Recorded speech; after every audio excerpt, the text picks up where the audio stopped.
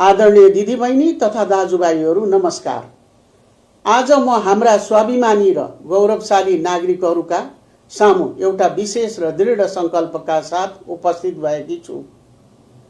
हामी सबैलाई थाहा छ, केही समय अघिको जेनजी आन्दोलनले हाम्रा सडकहरूमा एउटा फरक कम्पन पैदा गर्यो।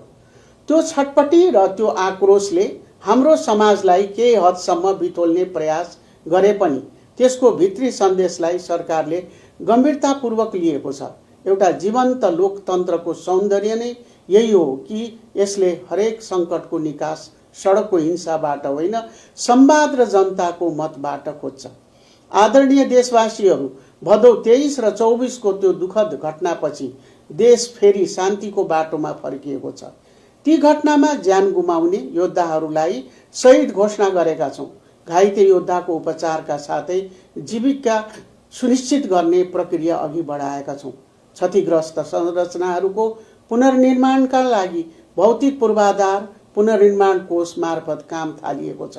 अब हामीले ती नमिठा पलहरूलाई बिर्सेर एउटा सुन्दर र स्थिर भविष्य निर्माणतर्फ हातमा हात मिलाएर अघि बढ्नुपर्छ। अहिले कतिपयको मनमा एउटा जिज्ञासा र केही ठाउँमा भ्रम पनि छ। प्रश्न गर्नेहरूले भन्ने गर्नुभएको छ, के देश साँच्चै चुनावतिर बढेको हो? तर के सरकारले शान्ति सुरक्षाको ग्यारेन्टी दिन सक्छ? आज म यही मञ्चबाट देश र दुनियाँलाई प्रश्न पार्न चाहन्छु। 2082 फागुन 21 गते हुने प्रतिनिधि सभाको निर्वाचन अब केवल एउटा कार्यतालिका मात्र रहेन। यो हाम्रो देशलाई स्थिरता दिने र नयाँ युगको सुरुवात गर्ने एकमात्र निर्विकल्प मार्ग हो। म तपाईहरूलाई आश्वस्त पार्न चाहन्छु, चुनाव सार्ने वा रोक्ने जस्ता हल्लाहरू पूर्णतः निराधार र भ्रमपूर्ण छन्।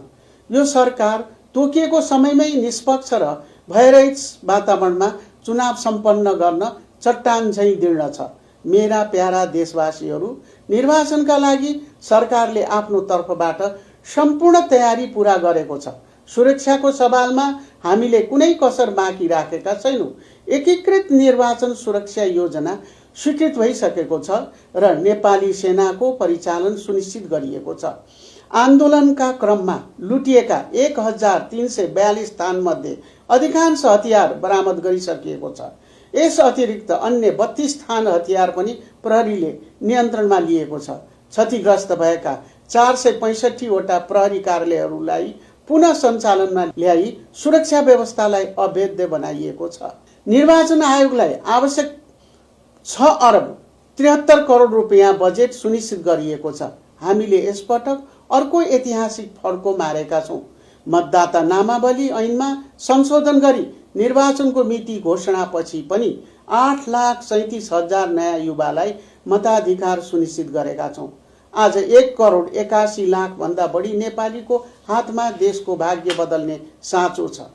114 वटा राजनैतिक दलहरू यस प्रक्रियामा सहभागी हुनुले हाम्रो लोकतन्त्रको जरा कति बलियो छ भन्ने प्रमाणित गर्छ।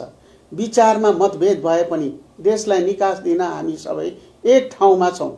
मेरा प्यारा युवा साथीहरू, चुनाव कसैको हार जित होइन, यो त लोकतन्त्र र सुशासन जिताउने अभियान हो। तपाईहरूले चाहेको भ्रष्टाचार मुक्त समाज र सुशासनयुक्त सरकारको चाहना पूरा गर्ने वैधानिक बाटो चुनाव नै हो। म विशेष गरी हाम्रा जेनजी युवाहरूलाई भन्न चाहन्छु, तपाईहरूको आक्रोश र सपनालाई अब मतपत्रमा व्यक्त गर्नुहोस्। सडकको आन्दोलनले प्रश्न उठाउँछ, तर मतपत्रले समाधान दिन्छ। तपाईको प्रत्येक भोटको सुरक्षा राज्यले गर्छ।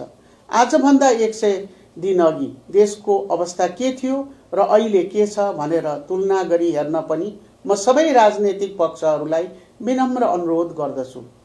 असामान्य परिस्थितिलाई सामान्य अवस्थामा फर्काउन मेरो मन्त्री परिषदका सदस्य, सुरक्षा निकाय, राष्ट्र सेवक र नागरिक समाजका सदस्यहरूले अथक प्रयास गर्नुभएको छ।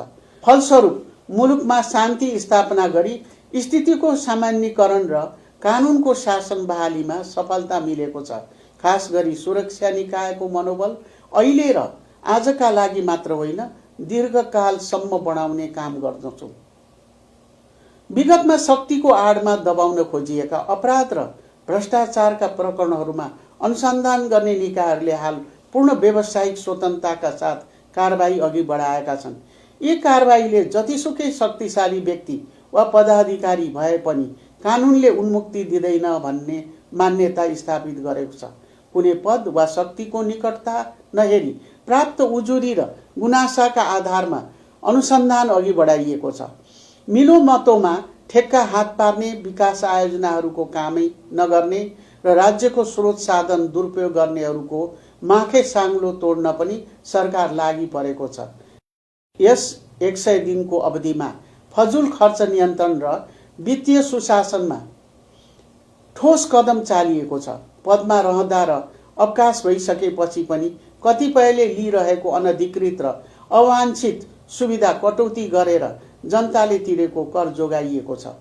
मापदण्ड विपरीत खटिएका 500 सुरक्षाकर्मी र सवारी साधनहरू फिर्ता गरी जनताको सेवामा परिचालन गरिएको छ।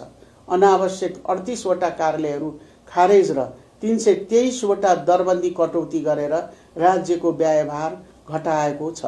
1 खर्ब 19 अर्ब रुपियाँ बराबरको बजेट पुनः प्राथमिकीकरण गरी विकासका ठूला आयोजनामा स्थानान्तरण गरिएको छ। थलिएका व्यवसायीहरूका लागि एकीकृत व्यवसायी पुनरुत्थान योजना कार्यान्वयनमा ल्याइएको छ। हेलो सरकार मार्फत 50,000 भन्दा बढी गुनासाहरू सम्बोधन गरिएको छ।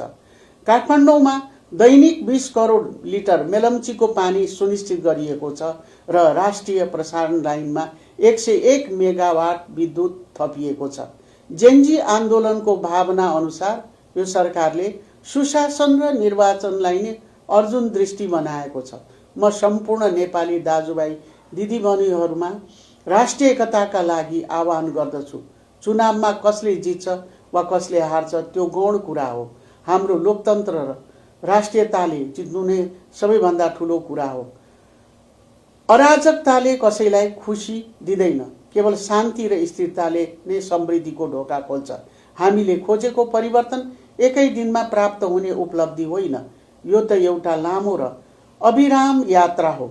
यस ऐतिहासिक परिवर्तनलाई संस्थागत गर्न हामी सबैबाट अथक पसिना र समयको माग गर्ने धैर्यको खाँचो छ। आउनुहोस् हामी फागुन 21 गतेको निर्वाचनलाई परिवर्तनको ढोका उघार्ने एक राष्ट्रिय अनुष्ठानका रूपमा सम्पन्न गरौँ। राष्ट्रिय एकताको सूत्रमा बाँधिएर देशलाई नयाँ दिशातिर लैजाउँ। यो निर्वाचनले नेपालको राजनीतिमा एउटा नयाँ स्वच्छ र सुनौलो अध्यायको सुरुवात गर्नेछ।